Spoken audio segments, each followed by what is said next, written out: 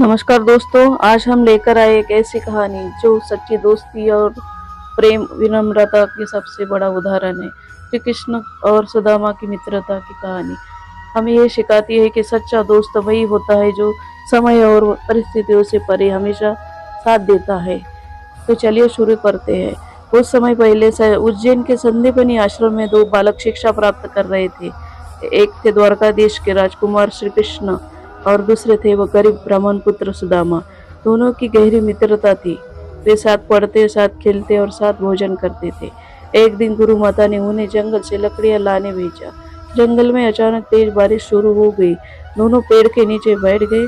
सुदामा के पास थोड़े चने थे जो गुरु माता ने दिए थे, लेकिन सुदामा ने सोचा कि अगर कृष्ण को बता दिया तो उन्हें भी देना पड़ेगा, इसलिए वो चुपके चुपके खाने लगे। कृष्ण मुस्कुराए और बोले, सुदामा क्या कर रहे हो? सुदामा बोले, कुछ नहीं, बस ठंड से दांत किटकिटा रहे। कृष्ण समझ गए लेकिन कुछ नहीं बोले। यही सच्ची दोस्ती थी। बिना शिकायत के समय बीता और दोनों बड़े हो गए। कृष्ण द्वारका के राजा बन गए और सुदामा एक गरीब ब्राह्मण। सुदामा की हालत बहुत खराब थी। वह घर में खाने तक के लिए कुछ नहीं था। उनकी पत्नी ने कहा, आप अपने मित्र कृष्ण से मिलाइए, वो आपकी मदद जरूर करेंगे। पहले तो सुदामा झिझके, लेकिन पत्नी के कहने पर जाने का निश्चय लिया। पत्नी ने पड़ोस से थोड़ा सा चिवड़ा पोहा उधार लिया और एक पुराने कपड़े में बांध दिया। सुदामा द्वारका गए। महल देखकर तो वो घबरा गए, क्या मैं यहाँ अंदर आ जा सकता हूँ? लेकिन जैसे ही कृष्ण को पता चला कि उनका मित्र सुदामा आया है, वो दौड़ते हुए बाहर आए और उन्होंने सुदामा को गले लगाया और आंखों से आंसू आ गए।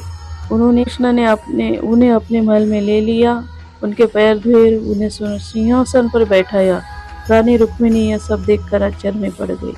कृष्ण ने मुस्कुराते हुए पूछा, मित्र मेरे लिए क्या लाए हो?